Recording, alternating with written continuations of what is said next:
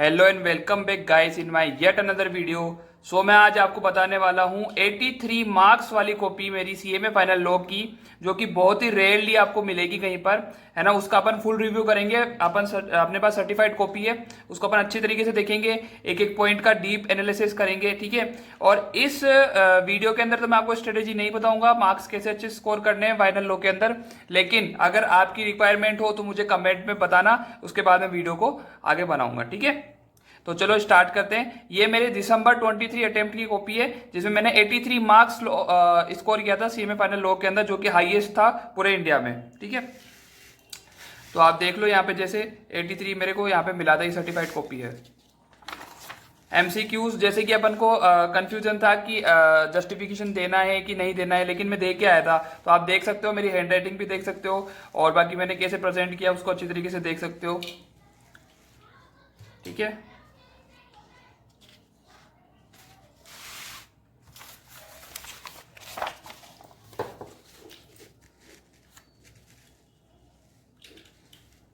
MCQs में जैसे आप देखोगे, मैंने 18 मार्क्स स्कोर किया है 30 में से, मतलब एमसीक्यू में कुछ ज्यादा मेरा डिसेंट स्कोर नहीं रहा, सिर्फ 18 ही मैंने स्कोर किया है, ठीक है। तो 18 मेरा हो गया एमसीक्यूज का।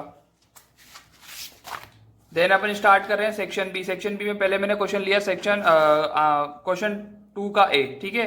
तो आप देखो आपको कैसे प्रेजेंट करना है। मैंने देखो पहले प्रोविजन लिखा, देन उसके बाद में लिखा as per section 76 of the Companies Act. तो मतलब सेक्शन तो आपको, अगर आपको आता है तो उसको जरूर से लिखो, ठीक है, वहां पे। और ऐसे ये डबल लाइन देखो, ये मैंने करी थी, जैसे आपको अंडरलाइन जरूर करके आना है ना। उसके बाद में देखो मैंने सारी टर्म्स एंड कंडीशंस लिखी कि डिपॉजिट वाला जो सेक्शन था ना अपना, उसके बारे में, ठीक है। ऐसे खुला खुला करके हैंड राइटिंग मेंटेन करके चलनी है अपन को। फिर यहाँ पे फिर सेक्शंस की मैंने दी, फिर कंडीशंस बताई। देखो अब यहाँ पे मैंने कैसे लिया है, जैसे सबसे पहले प्रोविजन लिया, देन उसके बाद में कंडीशंस बताई, ठीक है। देन कंक्लूजन करके हम क्वेश्चन अपने आंसर का एंड करेंगे। अब देखो ये कुछ 2.5 पन्नों में मेरा इसका क्वेश्चन आया, आंसर आया है। कोई जरूरी नहीं कि आप इतना ज्यादा लिखो।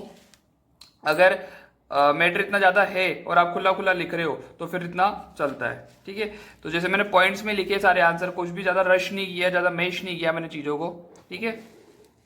ये देखो, अगर आपको इसका पीडीएफ भी चाहिए तो मुझे कमेंट्स में बताना, मैं टेलीग्राम ग्रुप में शेयर करूंगा।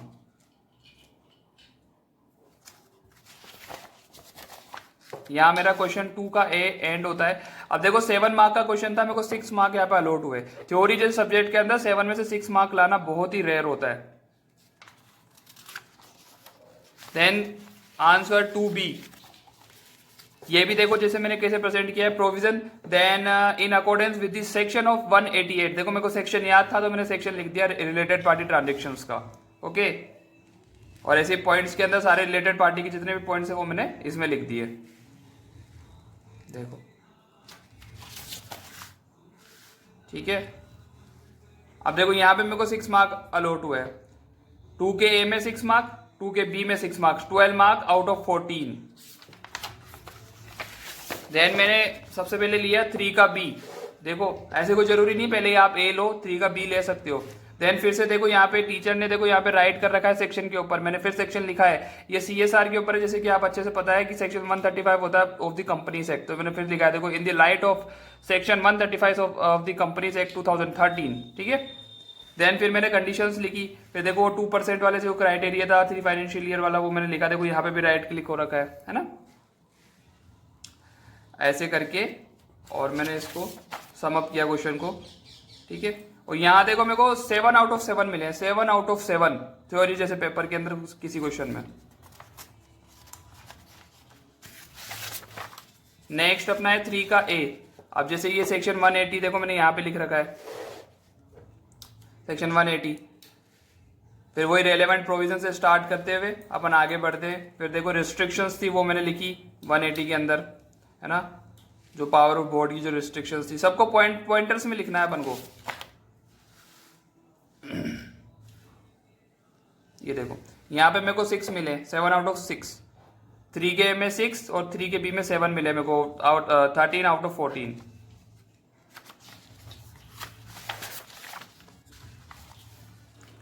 फिर मैंने लिया है आंसर 4 का ए। फिर वही सेक्शन मैंने सबसे पहले कोट किया। देखो सेक्शन मेरे हर क्वेश्चन के अंदर मिलेगा मोस्ट ऑफ आपको,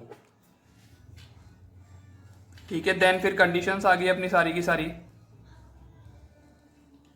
और हैंड राइटिंग भी ज़्यादा मैंने मैसी नहीं रखी है, ठीक ठाक समझ में आ जाए उतनी है। देन फिर कंक्लूजन के ऊपर अपन चले गए। यहाँ पे मेरे को देखो 6 अलॉट हुए हैं, 7 आउट ऑफ। देन 4 का बी, इसमें देखो फिर से relevant provision as per section 2 subsection 68, section number 2 subsection 68 of the Companies Act, वही रेलेवेंट प्रोविजन से। देन ये प्रोविजंस आ गए सारे के सारे। और अगर आप पॉइंट नहीं बना पा रहे तो पैराग्राफ में बना के लिख सकते हो, लेकिन कभी भी एक साथ नहीं लिखना। जैसे मान लो कि आप पूरा पेज ही भर दिए और एक भी लाइन का गैप नहीं है, तो वो बहुत ज़्यादा मैसी हो जाएगा, एग्जामिनर चेक ही नहीं करेगा उसको, उस पर क्रॉस कर देगा और आगे चला जाएगा। क्योंकि उसको अपन को ऐसे देखना है कि अगर अपन एग्जामिनर होते तो अपन को क्या कंफर्ट फील होना चाहिए कि जब अपन कॉपी चेक कर रहे हो किसी स्टूडेंट की, ठीक है। देन वही कंक्लूजन के ऊपर आ गए अपन, है ना। अब ये जैसे ना केस स्टडी क्वेश्चन था, अब इसमें बताने थे कि उसको मेंबर रिड्यूस करने की नहीं करने। एक बार आप क्या करना, ये वीडियो देख रहे हो उससे पहले या फिर उसके बाद में एक बार क्वेश्चन पेपर भी देखना। क्वेश्चन पेपर से आप एनालिसिस कर पाओगे कि मैंने किस प्रकार से आंसर लिखे, और देन फिर सजेस्टेड से भी मिलाओगे तो काफी हद तक ये मैं मानता हूं कि 80 to 90% मेरे आंसर सजेस्टेड से मैच हो जाएंगे, ठीक है। देन ये केस स्टडी क्वेश्चन था, तो मेरा आंसर इसमें निकाल दिया था मैंने कि उसको नहीं करने। फिर मैंने इधर लिख दिया था so any reduction in members is not necessary for the company in the time limit, ठीक है। तो इसमें 7 आउट ऑफ 7 मुझे मिला था, 4 के में 6, 4 के बी में 7, 13 आउट ऑफ 14, ठीक है।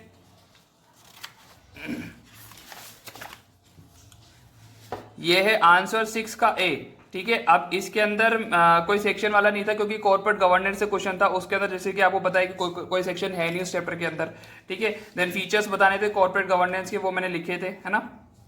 स्मूथ रनिंग, बेटर मैनेजमेंट, है ना ये, फिर और फिर some other function, main function करके transparency, professionalism, accountability, prudent management, eco friendly, innovation, ऐसे करके मैंने ये पॉइंट्स लिखे, देन उसके आंसर लिखे, है ना। फिर ये देखो इसमें 7 आउट ऑफ 7 मिला है मुझे।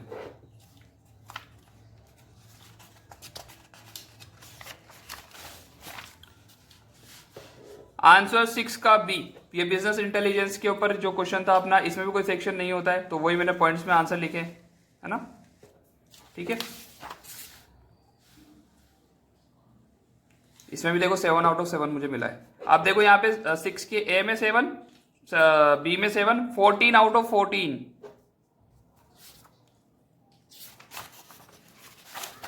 क्वेश्चन नंबर 8 का ए, ये फेमा से क्वेश्चन था, इसमें लिमिट बतानी थी, तो जो कि मैंने इसमें लिमिट अच्छे से बताई है ना, जैसे कि आप देख सकते हो।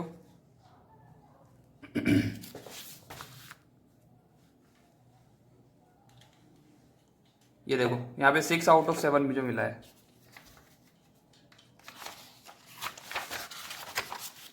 एट का बी, देखो आपको आंसर जो भी करोगे ना उसे बीच में लिखना है, ऐसे कुछ नहीं कि कोने में लिख दिया या कहीं पे लिख दिया, दिख ही नहीं रहा है एग्जामिनर को, कॉपी चेकर को, ठीक है। ये सिक्योरिटाइजेशन एक्ट वाले में से क्वेश्चन था, है ना।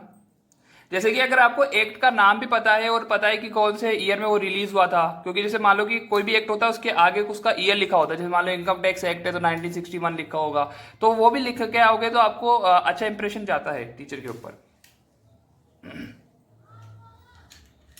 और अंडरलाइन करने हर जगह, पॉइंटर्स बनाने हैं, ठीक है। या देखो यहाँ मेरे को 7 आउट ऑफ 7 मिला है, तो 8 के ए में 6 और 8 के बी में 7, 13 आउट ऑफ 14, ठीक है। तो बस ये हो गया। अगर अब आप देखो ना तो मेरे को एमसीक्यू में कितना स्कोर हुआ था, एमसीक्यू में मेरे को स्कोर हुआ है 18, है ना। देन मैं आप इधर आगे है, मैं आगे से दिखा देता हूँ आपको। यहाँ देखो एमसीक्यू में मेरे को स्कोर हुआ है 18, देन फिर 12, अगले क्वेश्चन में 13, 13, 14, 13। तो अगर आप देखोगे, है ना, अगर अपना डिस्क्रिप्टिव पार्ट था 70 मार्क का, है ना, एंड 30 मार्क का एमसीक्यू थे, तो 70 में से मुझे कितना मिला, 12 प्लस 13, 65 मार्क, और यहाँ 18। अब आप देखो जो स्टूडेंट्स होते हैं, बच्चे होते हैं, वो क्या करते हैं कि ना उनका यही स्कोर नहीं हो पाता है, 70 में से स्कोर ही नहीं हो पाता है, वो एमसीक्यू के भरोसे चल जाते हैं। यहाँ तो मेरे एमसीक्यू में ही नंबर 18 थे, है ना। तो ये आप बस इस पे फोकस करो कि आपको कैसे लिखना है, क्या प्रेजेंटेशन रखनी है ना। आंसर के जो की पॉइंट्स है उनको हाईलाइट करना सीखो एक बार, ठीक है। तो होप सो आपको इस वीडियो से, इस कॉपी से काफी कुछ हेल्प मिली होगी, है ना।